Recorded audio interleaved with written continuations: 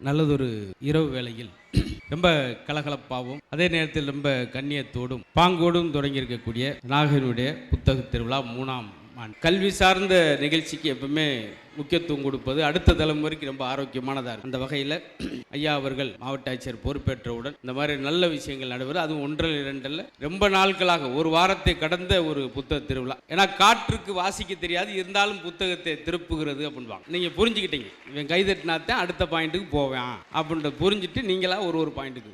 ஏன்னா எழுத்தை வாசிக்க கூடாது, சுவாசிக்க வேண்டும் அப்படின்னாங்க பெரியவங்கலாம். அது மாதிரி இந்த மேடை முழுக்க முழுக்க அடுத்த தலைமுறை ஆரோக்கியமான தலைமுறையாக கொண்டு வருவதற்காக ரொம்ப பயனுள்ள விழா.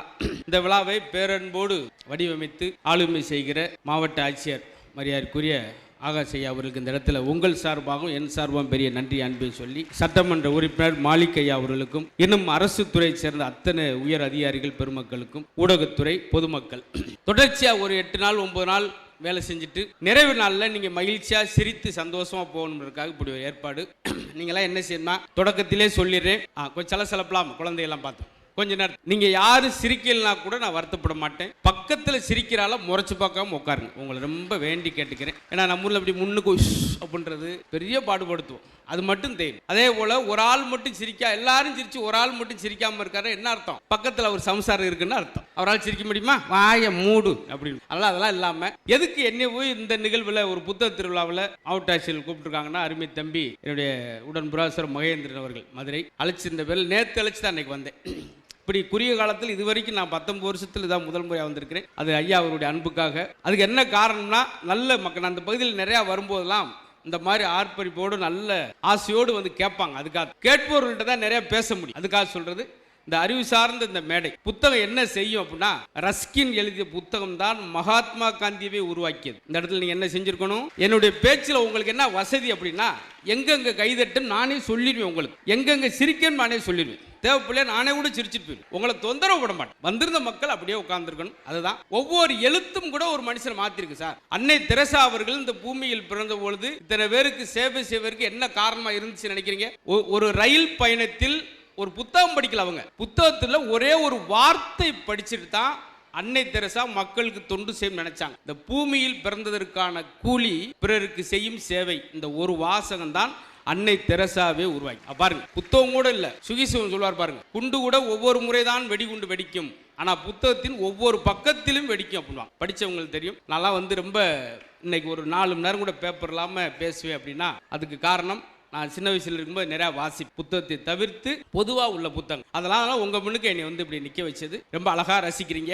இந்த நிகழ்வு முடிஞ்சு போகும்போது நீங்க எல்லாம் பெரிய மகிழ்ச்சியோடு சந்தோஷத்தோடு போவீங்க நான் நம்புறேன். ஏன்னா பெரிய கல்வியாளர்கள்லாம் முன்னுக்கு இருக்காங்க, வருவாய்த்துறை சேர்ந்த நண்பர்கள் பெரியவங்களாம் இருக்காங்க. யாராவது மேடையில் வந்து ஒத்த வார்த்தை 2 வார்த்தை பேசுனாங்களா, நீங்க பேசுங்க சார் கேட்கிறோம் அப்படின்னு சொல்றதே ஒரு அறிவார்ந்த நல்ல மனநிலை. அதுக்கு ஒரு பெரிய மதிப்பும் பாராட்டும். சில ஊர்ல என்னை உட்கார வச்சுட்டு அந்த ஆர்கனைசர் பேசினார் 1.25 மணி நேரம் பேசிட்டு, இதுதான் என்னுடைய 300 அப்படின்றார். தொப்புன்னு விழுந்தாங்க 30 பேர். சண்டால பாவி, 1.5 மணி நேரம் 300 முடிவுரைக்கு பார்க்குறாங்க 10 பேர். முடிஞ்சிட்டேன் ஜோலி. என்னெல்லாம் ஒரு இடத்துக்கு போயிருக்கேன், கும்பகோணம் பக்கத்தில் ஒரு நிகழ்ச்சி பட்டிமன்றத்துக்கு. என்னை உட்கார வச்சுட்டு ஆர்கனைசரே பேசிட்டு இருக்கார்.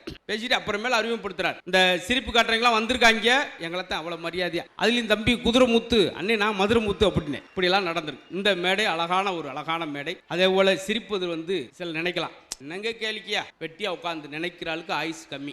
ஒருத்தன் ஐசு வரல சீரியஸா இருக்கான்னு என்ன அர்த்தம்? அவன் வாழ்நாள் முழுவதும் சீரியஸா இருந்திருக்கான்னு அர்த்தம். இப்படியே தான் இருப்பான். வாயா அன்னைக்கு முத்து வர்றாரியா நாகைக்கு வந்து அப்படின்னு, யோ சிரிப்பு காட்டுவாரியா காட்டி, நாமளாம் சிரிக்கலாமியா சிரிச்சு இப்படியே பேசுறாள்கிட்ட என்ன தெரியும், பரபரப்பாக இருப்பேன். அப்படியால கொஞ்சம் அவாய்ட் பண்ணி வச்சு சார், நாம சந்தோஷமான இடத்துல இருக்க நினைக்கிற விட நாம இருக்கிற இடத்த சந்தோஷமா வச்சுக்கிற நினைக்கிறதா இருக்கிறதுலே அறிவாளித்தனம். அதைத்தான் இன்னைக்கு நாகப்பட்டினத்தில் இந்த பிரம்மாண்டம். நாகைப்பட்டினம் இன்னைக்கு மட்டும் நகைப்பட்டினமா நீங்கள் நகைத்து போவதற்காக பரவாயில்ல, இப்போ புரிஞ்சுக்கிட்டீங்க. ஏதாவது ஒன்று சொல்றாயா அதுக்கு நம்ம தட்டிரன் போலையா. அதனால அது தாய்க்குளங்கள் சிரிக்கிறீங்க, ஆச்சரியம். எங்க மதுரையில் சிரிச்சு பார்க்கவே முடியாது. ஒரு நாளைக்கு 17 சீரியல் பார்த்து தேம்பி அழிகிற கோஷ்டி அதுக்கு தான் பாவம். ஆனா நீங்க வந்து சிரிக்கிறீங்கன்னா சந்தோஷம். ஏன்னா திருட வந்தவன் அவனும் உட்காந்து 2 சீரியல் பார்க்குறான். அந்த அம்மாவுடைய பார்த்துட்டு 5 மணி நேரம் கழிச்சு வந்திருக்கான். வெளியே வந்தவனுக்கு என்னடா பல நேரம், அங்கே ஒய்ஃபை இருந்துச்சுரா, 2 படம் டவுன்லோட் பண்ணிட்டு வந்து என்னன்னா எப்படி இருந்திருக்கு பாருங்க. அதில் நீங்களாம் சிரிக்கணும். பெண்களுக்கு பொன் நகையை விட புன்னகை தான் அழகு.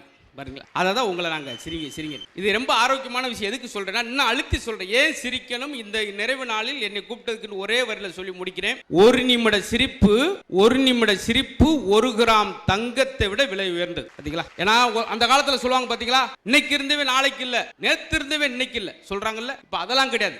நைட்ல இருந்தவன் காலையில அந்த அளவுக்கு சுருங்கிருச்சு வாழ்க்கை. அதுக்கு சொல்றேன். முன்னால 2 பேரும் உட்காந்து என்ன சார் பேசுனாங்க, வாங்க மாப்பிள்ள எப்படி இருக்கீங்க, நல்லா இருக்கீங்களா, மருமை என்ன செய்றாரு பேசுனாங்க. இன்னைக்கு 2 பேரும் உட்காந்தா பேசுறேன், வாங்க வருவோம்.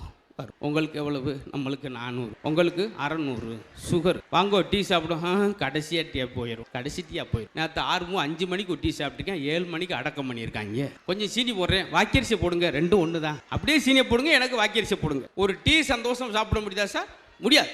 அன்னைக்கு நான் வாக்கிங் போறேன், எதிர்த்தாப்புல வந்தவன், என்ன சார் முத்து சார் சுகரா அப்படின்னா, இல்ல சார் இல்ல அதெல்லாம் என்ன வயசு, நான் 42 அப்போ வந்திருக்கும். இல்ல சார் எனக்கு டாக்டர் டெஸ்ட் சொல்லிட்டார், அதெல்லாம் நம்பாதீங்க. ஏன் ரிப்போர்ட்டே இருக்கியா? சில ரிப்போர்ட்லாம் பொய்யா இருக்கும். எனக்கு சுகர் வரன்னு விரும்புறேன். அடா இன்னைக்கு தான் சரியா போய்கிட்டு இருக்கேன்னு பார்த்து, எனக்கு எப்போ போனாலும் கல்யாண மேடையில் இதுதான் சார், மஞ்சள் கலர் ஒரு 2 வீலர் வெளியே நிக்குது, 22 சொல்லுங்க, வண்டி எடுத்துட்டு போச்சு சொன்னேன். வேற எவனோ எடுத்துட்டு போயிட்டேன்.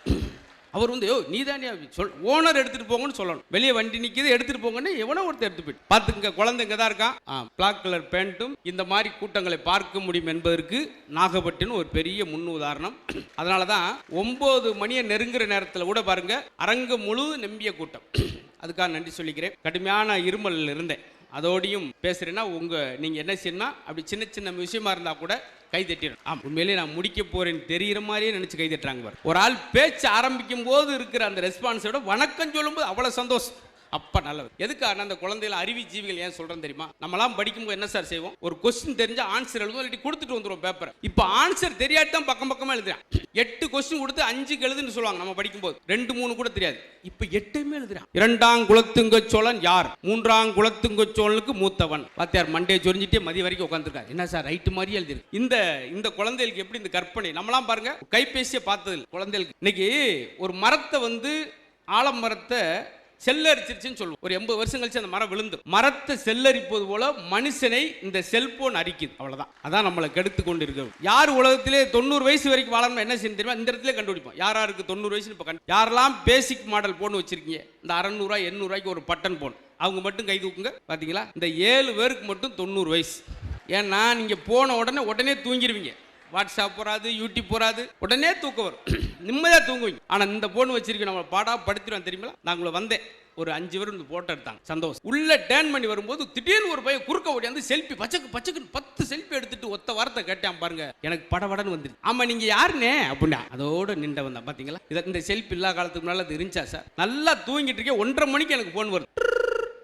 நான் அறத்த குத்தில எடுத்து ஹலோ அப்படின்னே, எதிர்த்தாப்புல கேக்குதா, ஹலோ கேக்குதா அப்படின்னா, கேக்குது அப்படின்னே. அப்போ வச்சிரு. இதுக்கு நான் என்ன பதில் சொல்ல முடியும் சார்? இதெல்லாம் இல்லாததுக்கு முன்னாடி இந்த பட்டன் போன் என்ன மகிழ்ச்சி தெரியுமா?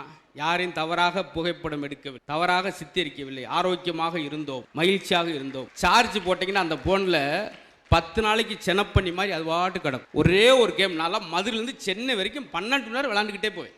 ஒரு பாம்பு மட்டும் நெளிஞ்சுக்கிட்டே இருக்கும், யாரையும் கடிக்காது, என்னம் செய்யாது. பார்த்தீங்களா? அந்த போன்ல ஒருத்தன் பேசிட்டு போறேன், லாரி இடிச்சிருச்சு, போன் கீழே விழுந்து லாரி ஏறி. அப்புறம் சொல்லுவாப்ல என்ன செய்யற, லாரி ஏறினப்படி 600 அந்த போன்ல வசதி. பார்த்தீங்களா சார்? சில நேரம் பேட்டரி போயிடும், வெயில சுட வச்சு மறுபடியும் போட்டு பேசிக்கிட்டு இருப்பான். அது மாதிரி ஏன் சொல்றேன்னா, புதுசான கண்டுபிடிப்பெல்லாம் நம்மளுக்கு